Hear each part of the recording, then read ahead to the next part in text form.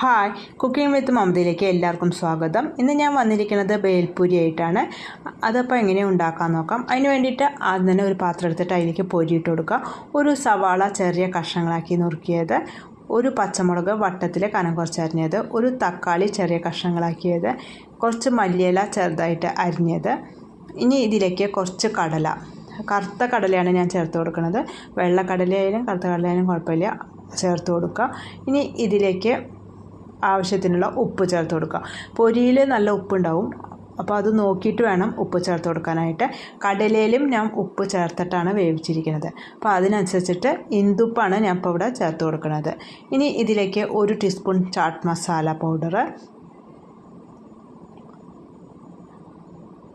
മുളക് പൊടി 1 ടീസ്പൂൺ മുളക് പൊടി, എരിയുടെ അനുസരിച്ചിട്ട് ചേർത്ത് കൊടുക്കുക. 1 ടീസ്പൂൺ മുളക് പൊടി, ഒരു നാരങ്ങയുടെ പകുതി പിഴിഞ്ഞിട്ട് അതും കൂടി ചേർത്ത് കൊടുത്തിട്ട് ഇത് നന്നായിട്ട് യോജിപ്പിക്കുക. ഇനി ഇതിലേക്ക് കുറച്ച് സേവും കൂടി ചേർക്കണം.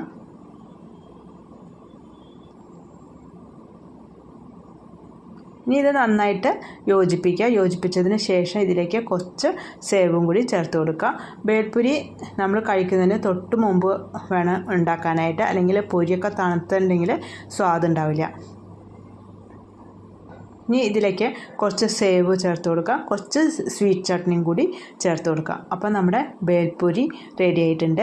എല്ലാവരും ഇതേപോലെ ട്രൈ ചെയ്ത് നോക്കിയിട്ട് അഭിപ്രായങ്ങളൊക്കെ അറിയിക്കുക. സബ്സ്ക്രൈബ് ചെയ്യാതെയാണ് എൻ്റെ ചാനൽ കാണുന്നതെങ്കിൽ സബ്സ്ക്രൈബ് ചെയ്യുക. അടുത്ത നല്ലൊരു റെസിപ്പി ആയിട്ട് വീണ്ടും കാണാം. അതുവരേക്കും ബൈ. Thank you.